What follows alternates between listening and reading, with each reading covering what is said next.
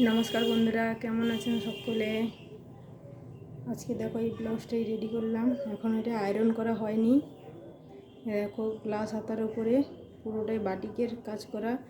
শাড়িটা actually linen শাড়ির ওপরেই। দেখো রুপোলি কালারের পাড়ের ওপর করে দিয়েছি এটা।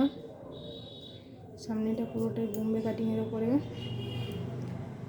গলাটা একটু বরফি সেপে করে দিয়েছি। আর পেছনটা একদম চৌকো পিঠের ওপরে কিছুটা পাড়ও পড়েছে, একদম ছোট্ট পিঠের ওপরে করে দিয়েছি। খুব ডিপ হয়েছে পিঠটা। কাপড়টা দেখো একটুখানি আছে। আর লটকানটা ইউনিক একটা লটকান বানিয়ে দিয়েছি দুটো কালারের কাপড় দিয়েই।